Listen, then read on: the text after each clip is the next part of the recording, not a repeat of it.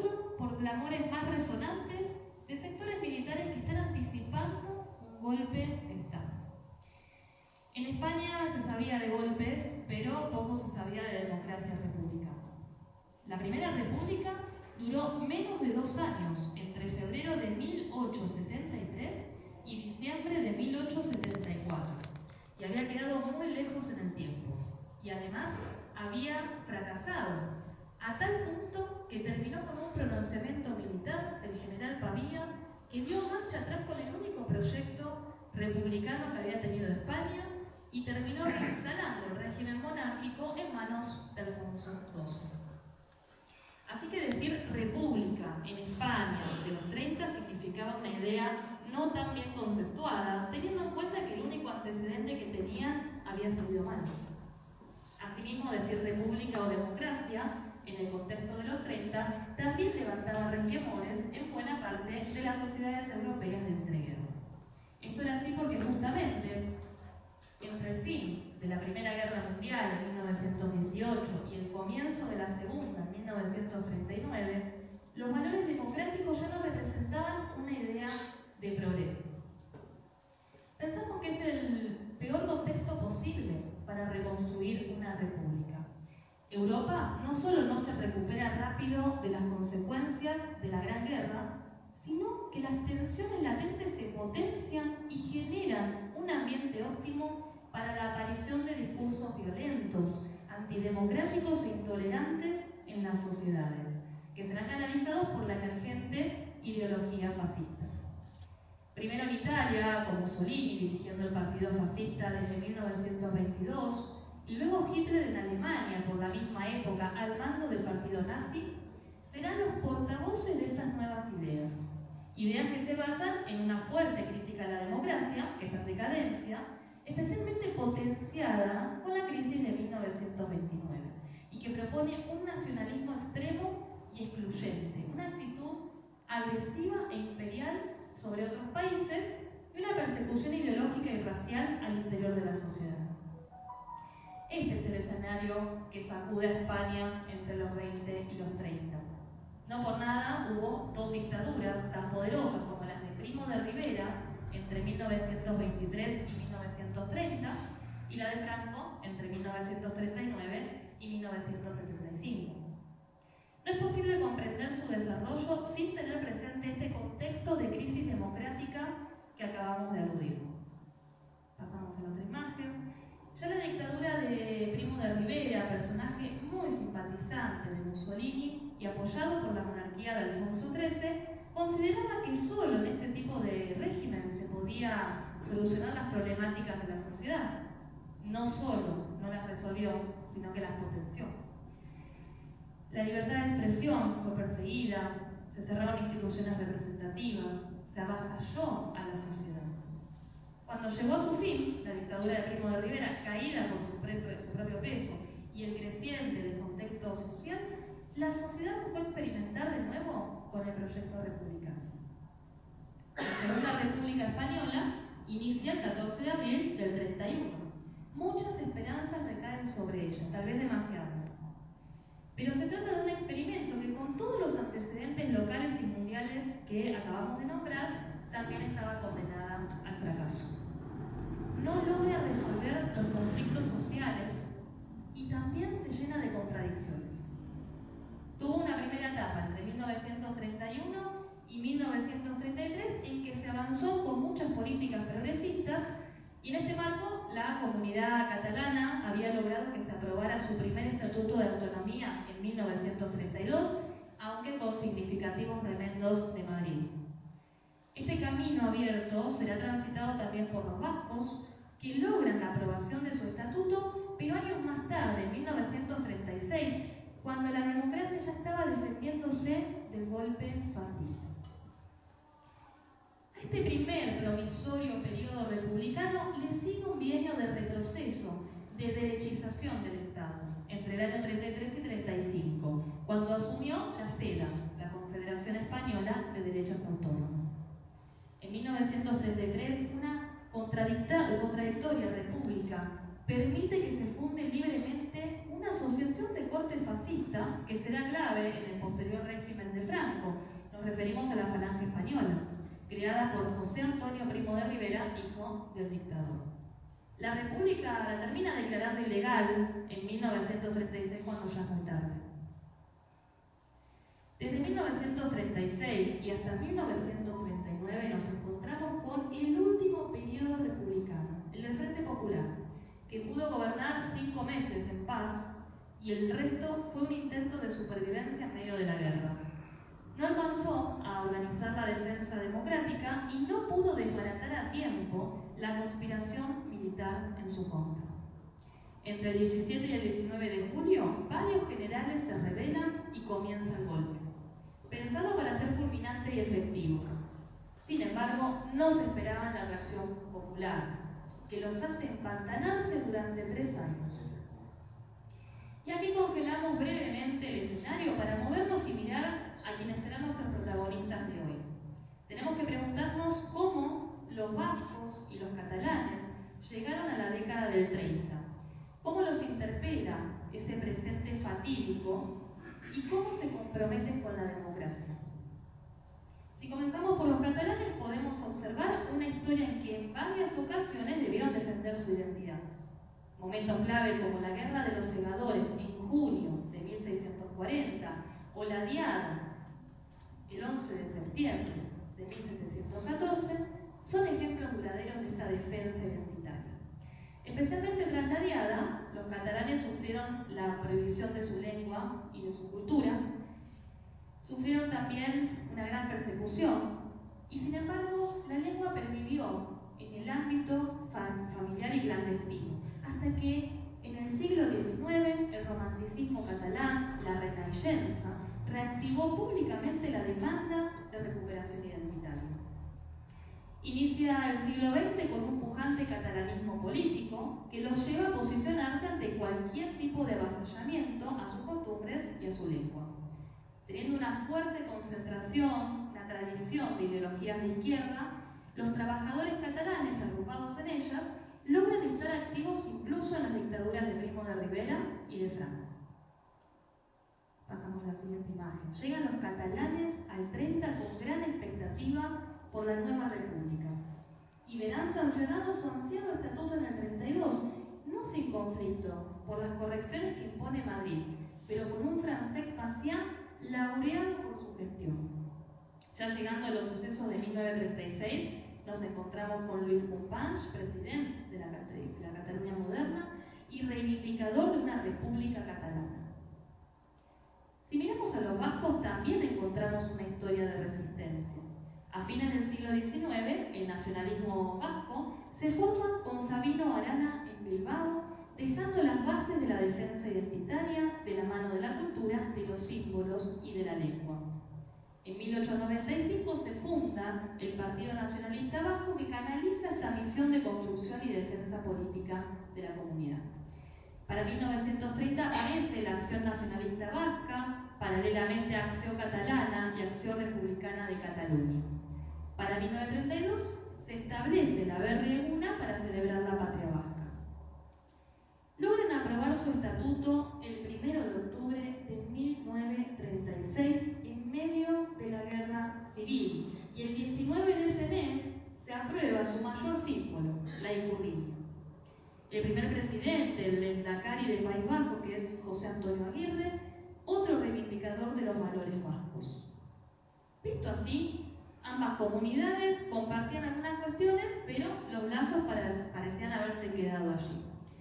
Sin embargo, el golpe del año 36 iba a relacionar a Companys y Aguirre estrechamente junto a sus comunidades. Pasamos la imagen. Durante la sublevación, el general Mola será implacable con País Vasco, especialmente con las regiones de Guipúzcoa y Vizcaya. En agosto del 36 disuelve los organismos nacionalistas vascos. Con la caída de Bilbao en 1937, el gobierno vasco debe trasladarse a Barcelona, donde es recibido por Companys y el pueblo catalán. En la siguiente imagen vemos y conocemos, ¿no?, que este año fue el más fatídico para la historia vasca. Primero fue bombardeado Durango el 31 de marzo. En la otra imagen vemos también Guernica el 26 de abril. Se lanzaron bombas de 250 kilómetros que arrasaron con la población civil. La pintura de Picasso, que podemos ver en la imagen, que buscó plasmar artísticamente el desastre, se parecía más a una foto que a una representación. Y la esperanza de los vascos era fuerte y frágil al mismo tiempo, como ese árbol que quedó en pie en Guernica y que fue el símbolo hasta hoy de esa resistencia. En el caso catalán, la sublevación fue neutralizada desde el inicio y rápidamente toda esa tradición de izquierda se tradujo en organización de milicias antifascistas compuestas por obreros armados que salieron a las calles a combatir.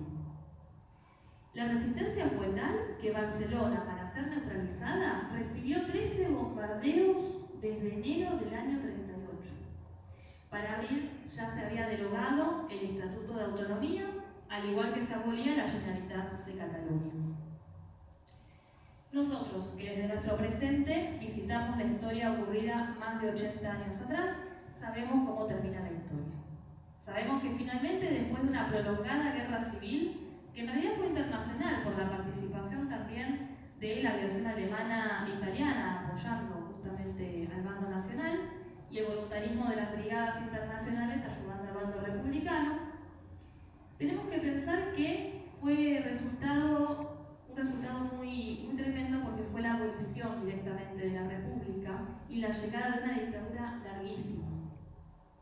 Pero quienes combatieron en esos años no dudaron en sacrificar sus propias vidas y las de su familia por la causa democrática. Decíamos que Companys y Aguirre se habían reunido en Barcelona desde 1937. Juntos formaron parte de la resistencia al golpe, una resistencia protagonizada en realidad por cada una de las comunidades. ¿Y cómo se resiste a un alzamiento militar? A ejércitos profesionales, ayudados con tecnología de regímenes fascistas. Vascos y catalanes se organizan, preparan acciones defensivas, ya sea combatiendo en el frente, publicando ideas y mensajes clandestinos en radios, en periódicos, movilizando a boicots y a huelgas. Lo cierto es que la República no pudo haber tenido mejor defensa. Se conjugaba también la defensa identitaria. Pensemos en las dos comunidades, defendiendo no solo la República, sino también la propia identidad. La cartelería del bando republicano, vinculada a las dos comunidades, muestra el grado de compromiso con la República, con sus propias identidades y también entre ellas. Algunas acciones durante y después de la guerra serán la creación del periódico Euskotella, impreso clandestinamente en París, pintadas que aparecieron en las calles del País Vasco entre abril y mayo del 47 con motivo de la Verde-Una, la huelga de tranvías de Barcelona de febrero del 51 y antes la invasión al Valle de Arán en el año 44 son solo algunas de las manifestaciones más visibles de esas comunidades que se continuaron en el tiempo, incluso en las décadas posteriores hasta la muerte de Franco. Pero creo que un símbolo que termina confirmando la resistencia de ambas comunidades y también las relaciones de semejante desafío histórico que las hermanó es una foto. Pasamos a la última imagen. Aquí están Aguirre y Companys. Ambos líderes deberán exiliarse juntos a Francia en febrero de 1939 tras la caída de Barcelona. En su libro, De Guernica a Nueva York, pasando por Berlín en 1943, escribió Aguirre: salía el presidente de Cataluña, señor Companys, por el monte camino del exilio. A su lado marchaba yo. Le había prometido que en las últimas horas de su patria me tendría a su lado y cumplí mi palabra. Por supuesto que lo que ninguno de los dos sabía era que Francia, el lugar al que estaban exiliándose, se convertiría en tierra hostil para los idealistas democráticos y que era el último lugar al que deberían haber ido. Francia cae rápidamente invadida por los nazis en 1940, por lo que enseguida Companys es detenido y deportado a España y el 15 de octubre lo fusilan en el castillo de Montjuic. Aguirre, por su parte, deberá continuar desde el exilio prolongado en otros países ese liderazgo de una resistencia que se encuentra ya desbaratada por las durísimas condiciones de la doble posguerra española y el aislamiento logrado por Franco de todo el territorio. El franquismo volvió a atacar la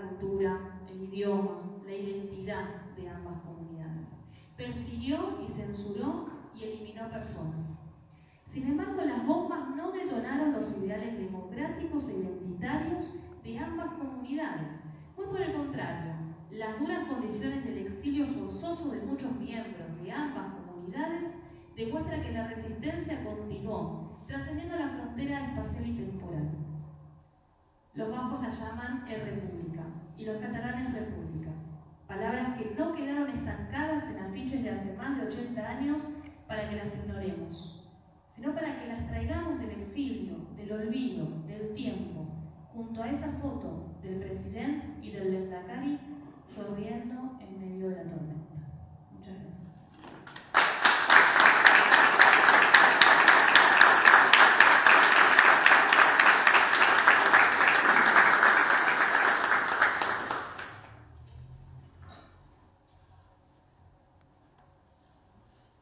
Bueno, la idea sería que podamos realizar algunas preguntas, vamos a aprovechar la presencia de Nazaret para profundizar un poco en algunos de los temas que ya ha abordado aquí. Así que queda abierto el debate.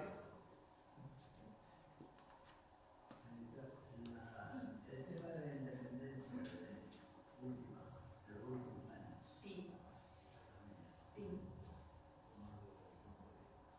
Bueno, las comunidades, bueno, en el caso que me consulta sobre Cataluña, nunca han olvidado ese reclamo histórico, ¿no? Un reclamo que tiene ya muchos años y que, de acuerdo a la mirada que se le dé, puede tener cierto contenido u otro. Pero desde la historia rescatamos mucho la idea de los antecedentes, la trayectoria del reclamo, ¿no? Hoy en día tal vez hay una mirada más economicista sobre el asunto, ¿no? En el sentido de que, bueno, Cataluña tiene enormes recursos que aportar, entonces se siente más fuerte para la independencia, ¿no? Hay toda una mirada al respecto.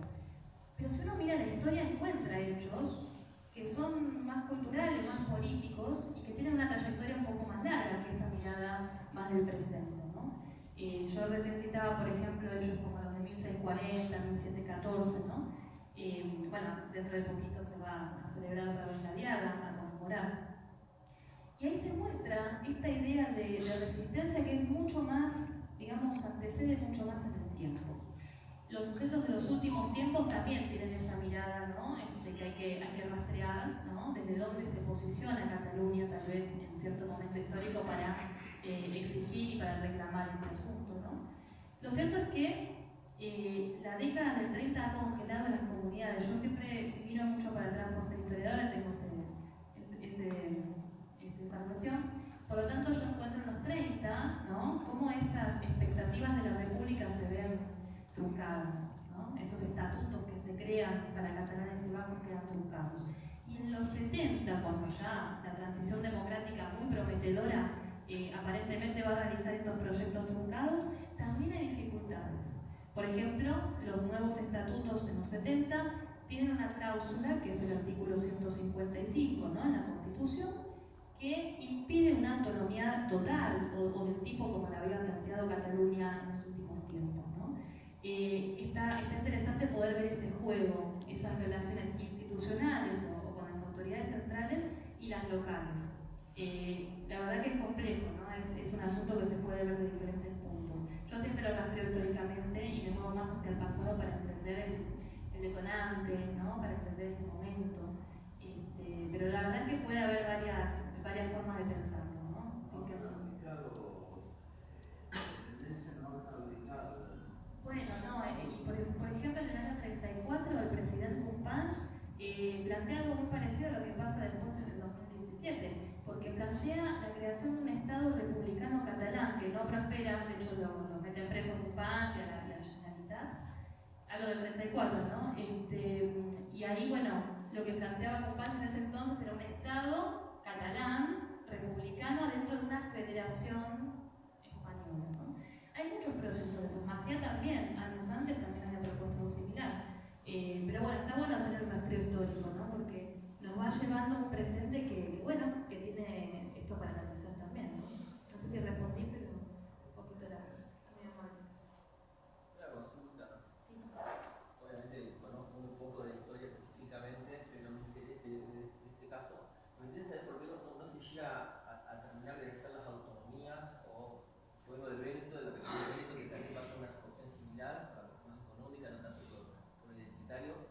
pero ¿por qué no se llega más allá de las situaciones de guerras y demás?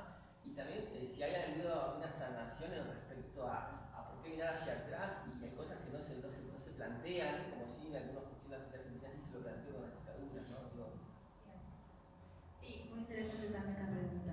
Lo cierto es que, a ver, esta tradición, ¿no?, de conflicto o de aceptación de que haya identidades en España es también, yo miro mucho a nivel histórico, mucho para atrás, pero el caso español, ¿no?, si hablamos de España en general, ¿no?, el caso español es la historia de un país que no se logra homogeneizar, es un país que no logra centralizarse.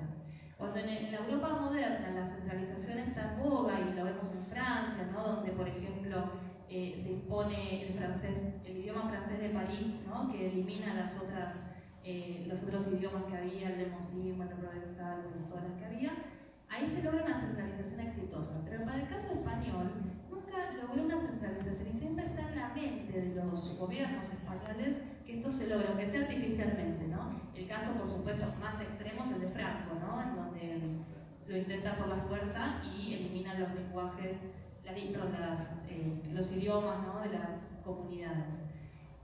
Porque consideraba que ese proyecto de nacionalización total tenía estos obstáculos, ¿no?, que eran identidades que estaban ahí en la península ibérica y que molestaban a este proyecto nacionalista, ¿no? O sea que históricamente España necesita, o por lo menos así lo plantea, ¿no?, una centralización que nunca tuvo.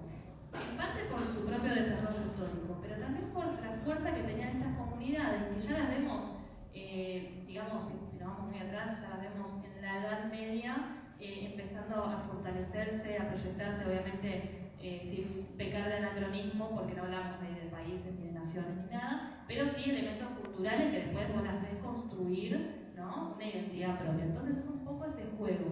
Y además, bueno, después los proyectos que siguen, los estatutos, cuando se logran registrar, siempre es con esta idea de mantenerse firme dentro del proyecto nacional, ¿no? Pero yo lo veo como que es realmente una historia trunca de descentralización. Nunca lo logró España. No sé si contesté todo lo que sí. Puede tener que ver eso con las identidades de cada uno. Sí, exactamente, son muy fuertes, ¿no?, porque son comunidades con tanta tradición, ¿no? Y cuando hubo casos de imposición de la centralización para que esto se terminara, por supuesto no se iban a adaptar y no lo hicieron, y por lo tanto siempre está en tensión, ¿no? Es una historia de tensión que permanece, ¿no?, desde muchos años. Sí, sí. Pero es importante comprender por qué, y no que es algo que pasó ayer o hoy, sino que hay una larga tradición de esto, ¿no? Por eso la historia nos da recursos, no es memorizar datos ni fechas que ya pasaron, sino nos da los recursos para entender el 2023. Así, ¿no? Nos trae para acá, nos convoca a entenderla, pero sin duda, mirando lo que sucedió antes, ¿no? Si no, no hay forma de reconstruir los por qué. Y los por qué son la base de todas las cosas, ¿no?, de todos los procesos históricos. Sí. ¿Qué papel juegan? Perdón, sí. ¿Qué papel juegan los reyes o el reinado de España sobre este tema específico? ¿En la actualidad o en general? Sí.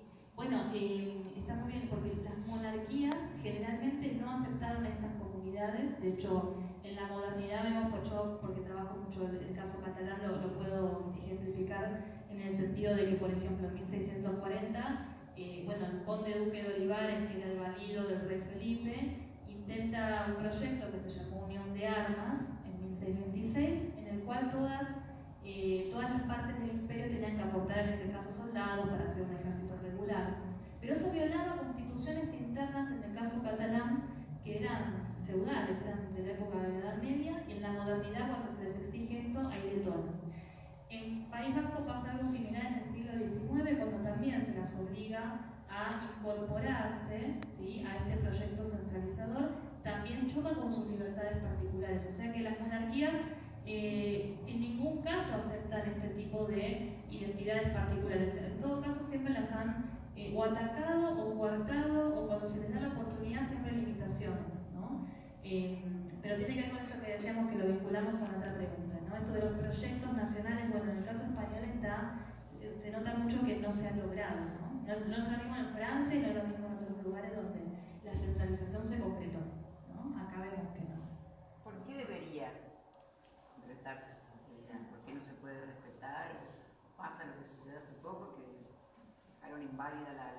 perdón, para todas las personas, lo económico no, pero lo económico fue así, al otro día todos los bancos se van, o sea, hubo una situación mucho compleja, pero no entiendo por qué es hincapié en esto de la unidad, no es necesario. No, claro. De hecho, lo que pasa es que España miraba a toda Europa lo que sucedía, no sé, en el siglo XVIII, ¿no? Ya antes también, pero en el XVIII, y veía que en casi toda Europa la centralización sí se hizo, ocurrió. Entonces España siempre se quedó atrás en ese sentido de proyecto nacionalista, ¿no? Que después Franco anacrónicamente y muy posteriormente lo quiere reflotar, ¿no? Esto es muy del fascismo también del siglo XX, no sé, Mussolini también lo quiso hacer en Italia, recreando el Imperio Romano, por ejemplo, ¿no? Una locura anacrónica absoluta, bueno, Hitler ni hablar, ¿no? Invadiendo países, o sea, el fascismo un poco trae esta idea de vuelta de la nación unida, bueno, Franco decía España una, libre, ¿no? Esta idea de la unión total, aunque sea por la fuerza, ¿no? Esto es lo que siempre quedó pendiente para las autoridades españolas centralistas, ¿no? Y esto es lo que las autonomías nunca se lo permitieron. De ahí tal vez un poco ese icono histórico, ¿no? Que podríamos rastrear. Sí. Una pregunta con relación al papel de la Unión Europea ante la existencia de ese conflicto permanente, de lucha permanente, en estos últimos años. Vimos que en el conflicto este último que hubo, alguna intervención de Bruselas hubo sobre el punto, quería una mirada sobre eso. Sí. Bueno, si rastreamos un poquito antes de ir al presente, vemos, por ejemplo, que la ONU, la Organización de las Naciones Unidas, cuando el franquismo se asienta, ¿no? Ya después de haber ganado la guerra y ya quedarse en los 40 fuertes, ahí vemos a una ONU que, además que emerge en ese momento, ¿no? La institución, la entidad, ya no le va a permitir a España ingresar, por ejemplo, ¿no? Se pone firme contra ese régimen. Pero atención porque tenemos que pensar en algo, tocando un poquito lo de la charla de hoy, ¿no? El régimen de Franco no tuvo ninguna traba institucional, internacional, ninguna.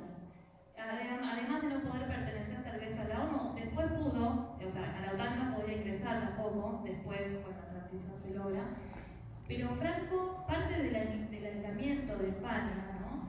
Que el mismo Franco fue el que lo propició también. Lo cierto es que España quedó aislada también, pero internacionalmente. O sea, ninguna potencia, eso lo tenemos que revisar, ¿no? Y debatir, porque ninguna potencia tipo Estados Unidos, me refiero a Gran Bretaña, ¿no?